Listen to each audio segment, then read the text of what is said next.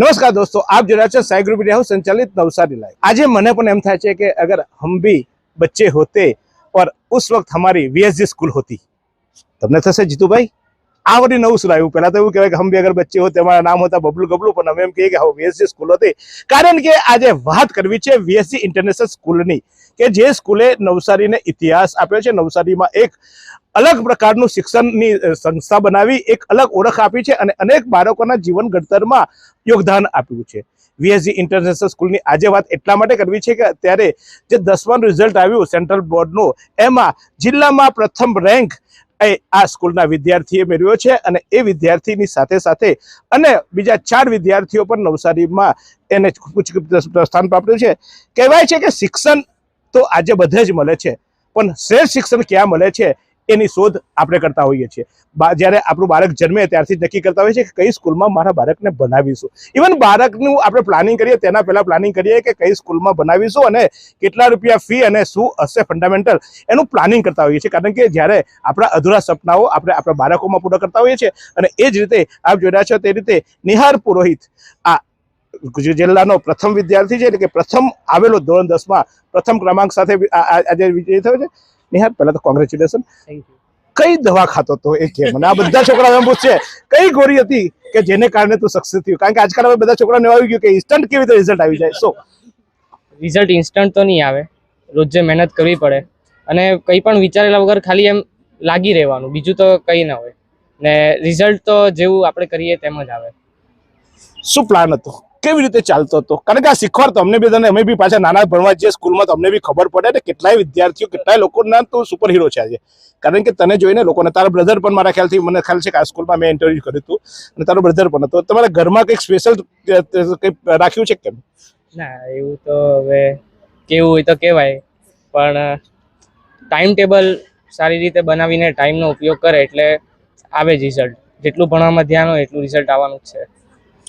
જો છોકરો આગળ વધે એટલે અત્યાર સુધી એવું કહેવાતું હતું કે આ કોણ, તો કે તમારો દીકરો। હવે નિહાર નીકળશે ને એટલે તમે નીકળશો તો લોકો એમ કહેશે કે આ નિહારના મમ્મી પપ્પા ચાલે। એક પિતાને જ્યારે અલગ ઓળખ થાય, એક પરિવારની, એક વાલીની અલગ ઓળખ થાય, કેવું ફીલ? અને આ વીએસજી ઇન્ટરનેશનલમાં જ કેમ તમે પસંદ કર્યું હતું? કારણ કે તમારા ઘરમાં કંઈક સ્પેશિયલ ફોર્મ્યુલા છે કે સ્કૂલનો ફોર્મ્યુલા છે? ફીલ સારું જ થાય, બહુ પ્રાઉડ ફીલ થાય એણે જે રિઝલ્ટ અચીવ કર્યું છે તે। અને અત્યાર સુધી તમે કહ્યું તેમ આજે સવારે જ પેપરમાં જેવું નામ આવ્યું નિહાર અમિત પુરોહિત, એટલે મને ખબર પડી ગઈ કે હવે આપણે આનાથી ઓળખાશો। અને દેટ્સ અ પ્રાઉડ મોમેન્ટ ખરેખર। જે 2 દિવસથી અમે ખુશ છે આના રિઝલ્ટથી, એ પેલું કહેવાય તેમ કે કશે કોઈ સ્થાનને પ્રાપ્ત એ નથી ઇક્વલ। મેઇન વસ્તુ એ છે કે અમારા નર્સરીથી બધા જ છોકરાઓ અહીંયા ભણે છે, 4 છોકરાઓ, અને નિહારને પહેલેથી જ અમે મૂક્યો હતો। અહીંયાનું સ્કૂલનું એટમોસ્ફિયર બહુ ફેમિલિયર છે, દરેક સ્કૂલ ટીચરોનું બહુ કેરિંગ નેચર છે, એક હૂફ છે, બહુ સપોર્ટ છે, અને વિધાઉટ ટ્યુશન નર્સરીથી ભણે છે અને એણે આ પદ આજે અચીવ કર્યું છે, કે આ રિઝલ્ટ અચીવ કર્યું છે। So we are proud of it. ચોક્કસ, મારે અહીંયા આવવાનું કારણ પણ એ જ છે કે 97.4 આ માર્ક્સ એ લાવ્યો છે કોઈ પણ પ્રકારના ટ્યુશન વગર। એટલે એક છોકરો હોશિયાર હોય પણ એનું ટીચિંગ, એટલે કે એ જે શાળાનું વાતાવરણ એટલું હશે, કારણ કે આજે પહેલા એવું થાય કે છોકરાને કઈ સ્કૂલમાં મૂકવો એના કરતાં આપણે નક્કી કરીએ પણ છોકરાને કયા ટ્યુશનમાં મૂકવો, અને ટ્યુશનને અનુરૂપ નજીક આપણે સ્કૂલ રાખતા હોઈએ, પરંતુ અહીંયા આ વીએસજી ઇન્ટરનેશનલ સ્કૂલ પર ભરોસો રાખીને વગર ટ્યુશને આ પરિણામ લાવવું એ નાની વાત નથી, અને એ જસ જાય છે વીએસજીના ઇન્ટરનેશનલ સ્કૂલના તમામ ટ્રસ્ટીગણ, સ્ટાફ, ટીચર્સ અને એમનો સાથે સાથે અનેક એક નહીં, અહીંયા તો બગીચાઓ છે, શ્રેષ્ઠાના બગીચાઓ છે। આ બગીચાઓ એમાં બધા જ ફૂલો સુગંધિત બન્યા છે, બધા જ ફૂલો મહેક આપતા બન્યા છે। કેવું માહોલ સ્કૂલમાં? મસ્તી કરતો હતો કે ખાલી પછી એમ? કારણ કે તારો ફેસ એવું લાગે છે તો એમ સ્માઈલી ટેન્શન હતું કે મજા આવતી હતી? मैं तो मजे में रहता हूँ, लास्ट बेंच पर बैठता फुल मजे में रहता था। मैं तो ऐसा कुछ ना तो पढ़ने का लोड था, मैं तो मस्ती में खेलता था, मस्ती में ही रहता था। वो तो फिर लास्ट में लगा पढ़ना पड़ेगा तो पढ़ना चालू करा। तो मस्ती वाली पाठशाला थी आपकी। कैसा एक्सपीरियंस था? टीचर्स कैसे थे? स्कूल का मैनेजमेंट क्या है और क्या सपोर्ट करते हैं आपको? सब बहुत अच्छा था, बहुत अच्छे से पढ़ाते थे सब लोग, और एक बार अगर समझ नहीं आया तो वो खूब बार समझाते थे, और एक बार समझा दिया तो भी वो अगले दिन आके वापस मेरे से वही क्वेश्चन पूछेंगे, वापस से समझाते ही रहेंगे। गुस्से होते थे क्या? नहीं, अब बार बार पूछने जाओगे तो चिल्लाएगी नहीं? टीचर ही चिल्लाती थी क्यों, बाहर से कैसे निकल रहा है? सब टीचर अच्छे, कहाँ चिल्लाएंगे। सब टीचर अच्छे कहाँ चिल्लाएंगे, इसीलिए मैं उनको वारंવાર પૂછું છું કે ખબર પડે કે કેવો માહોલ છે શાળાનો, ફેમિલી. કારણ કે જનરલી એવું તે અમે નાના હતા ને જ્યારે ભણતા હતા, આપણે બધા જ્યારે ભણતા હતા ટીચર એમ આવવાનું થાય એટલે તો આપણે પાછળ કોમેન્ટ કરતા હતા કે આવી ગયો, અને કે આપણે નામ પણ આપતા હતા. રાજા નહીં એટલે રાજા કહેવાય, પણ આજે તમે સ્કોરમાં રાજા કર્યો, કેવો અનુભવ થાય અને શું એને કેવી રીતે મેળવ્યું? એમ તો હમણાં ઘણી ખુશી થાય છે, અને મેળવવાનું કારણ એ જ કે જ્યારે પણ કંટાળો આવે કે એવું લાગે કે નથી કરવું હવે, તો પણ મનને વાળીને એ બાજુ જ જવું, એટલે આજે આ જગ્યાએ હું પહોંચી શક્યો છું. પરિવાર શું કરે તમારા ફેમિલી? પરિવાર હમણાં તો બધા ધંધો જ ચાલે છે, હાર્ડવેરનો સિમેન્ટનો ધંધો છે. જુઓ, એટલા માટે મેં એમને પૂછ્યું કે અલગ અલગ લોકોના પરિવાર, વાલીઓ અલગ અલગ ફિલ્ડમાંથી આવે છે, અલગ અલગ રીતે વાલીઓ ઘડાયા છે, અને તેમ છતાંય એમના છોકરાના ઘડતર બહુ અલગ રીતે થયા છે. જયસન, તારું તો નામ જ એમ અલગ એક છે. એમ મને એવું લાગે કે એમ કાશ આમ તારા ચહેરામાં જે ખુશીઓ અને જે ફેસ પર ઇન્ટરનલ જે સ્માઇલ છે ને, કેવી રીતે આવે છે આ બધું? ક્યાંથી લાવો છો તમે? આ બધું રિઝલ્ટનું પરિણામ જ છે. મારા મમ્મી પપ્પાને ખુશ જોતા મને પણ એટલી જ ખુશી થતી છે, ને મેં મારી સતત મહેનતના કારણે આજે મેં અહીંયા ઊભી રહી શક્યો છું, ને આટલું સારું પરિણામ સાથે મારા મમ્મી પપ્પાને ગર્વ મહેસૂસ કરાવી રહ્યો છું.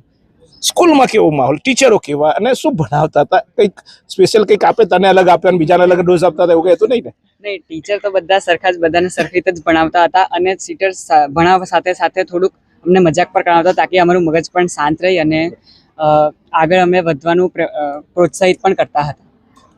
મિસિસ સાહેબ, તમારી સરનેમ છે ને વિશ્વકર્મા ને આપશો મને.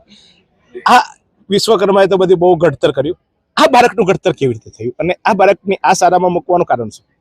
અમારું પહેલેથી જ નક્કી જ હતું કે વીએજી ઇન્ટરનેશનલ સ્કૂલમાં મૂકવાનું હતું, કે બીજા ઘણી બધી સ્કૂલમાં જોઈએ પણ અમને આ જ વધારે પ્રિપેર થયું હતું. ને જેસનને અમે પહેલેથી જ એમ પ્રાઉડ ફીલ કરતા કે કરશે જ કંઈ ને કંઈ એમ.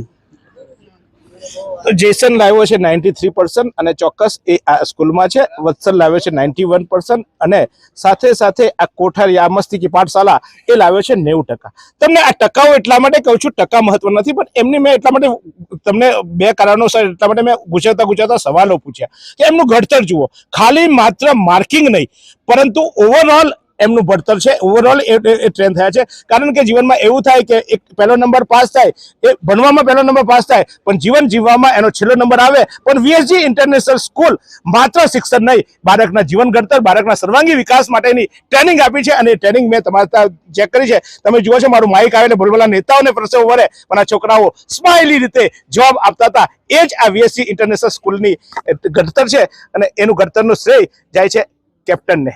પ્રિન્સિપાલ મેમ, કેટલી ફી લેવું છો આ બધા છોકરાઓ પાસે? જેટલી જરૂર છે એના કરતા વધારે નથી લેતા, જેટલી ફી લઈએ છે એના કરતા વધારે આપવાનો પ્રયત્ન કર્યો છે હંમેશા. નહીં, એ તો દેખાય છે બેન. જ્યારે સ્કૂલ શરૂ થાય, એડમિશન લેવા વાલીઓ આવે ત્યારે તમે વાલીઓનું ઇન્ટરવ્યુ લેતા હો છો કે કેમ? કારણ કે બધી સ્કૂલોમાં એવું હોય છે કે વાલીઓનું ઇન્ટરવ્યુ લેતા હોય છે. મને એવું જાણવા મળ્યું કે તમે એવું કંઈ ઇન્ટરવ્યુ નથી લેતા, તો તમને ખબર કેવી રીતે પડે કે આ ચિરાગ તમારો રોશન થશે?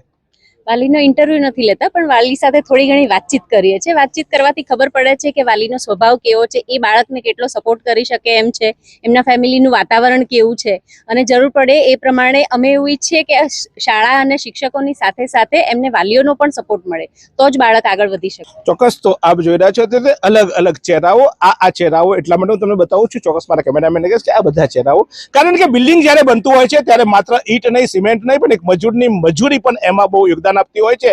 એ જ્યારે માલ બનાવે, સિમેન્ટ બનાવે, ત્યારે ચોક્કસ કેટલા પ્રકારની એમાં રેતી નાખવી, કેટલા મણની માટી નાખવી એ કરે છે. આર્કિટેક્ટ તો ઓફિસમાં બેસીને પ્લાન કરતો છે, પ્રિન્સિપાલ અથવા તો ટ્રસ્ટીઓ તો એ ચોક્કસ એક મેપ બનાવતા હોય છે, પણ મેપને પાર પાડવાનું કામ આ શિક્ષકો કરતા હોય છે.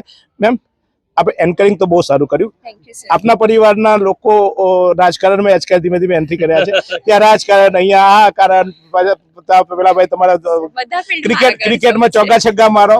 આ છોકરાઓને ચોગ્ગા છગ્ગા કેવી રીતે મળાવડે? સર બધી વસ્તુમાં એક પ્લાનિંગ હોય છે. અમે એક બ્રોડ પ્લાન બનાવીએ છીએ જે સ્ટાર્ટિંગ ઓફ ધ યરમાં બનાવીએ છીએ અને એ એટલી પદ્ધતિસર એટલા સ્ટ્રેટેજી વાઇઝ બનાવીએ છીએ કે કયા ચેપ્ટરને કઈ વેટેજ વાઇઝ કેટલા સમય સુધી કઈ રીતે ભણાવવાનું છે.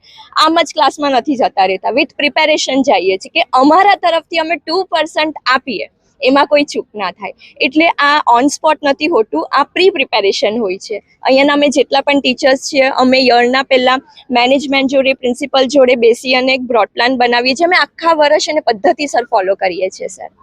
ચોક્કસ આ એટલા માટે મારો સવાલ હતો, કારણ કે ઘણીવાર એવું થાય કે બાળકો ભણતા હોય છે અને શિક્ષકો મજા કરતા હોય છે, મહિને કેટલો પગાર આવ્યો અને બેંક બેલેન્સ કેટલું વધ્યું એ જોતા હોય છે, એ બેંક બેલેન્સને કેવી રીતે રોકવું એ જોતા હોય છે. અને એ આ શિક્ષકોની આ એક કમનસીબી હોય છે કે આવા શિક્ષકો કદાચ એ પોતાનું ઘડતર કરી શકતા છે, પોતાનું બેંક બેલેન્સ વધારતા હોય છે, પરંતુ પોતાના આશીર્વાદ રૂપી, કારણ કે આ છોકરાઓ જ્યારે પણ ભણે છે, આ છોકરાઓ જ્યારે પણ નીકળશે ત્યારે આ ટીચરોને જોશે તો એ ટીચરોને ચોક્કસ યાદ કરશે, કારણ કે ટીચરો પોતે પહેલા ભણે છે અને પછી ભણાવે છે. અને એ જ છે આ VSG ઇન્ટરનેશનલ સ્કૂલની વિશેષતા.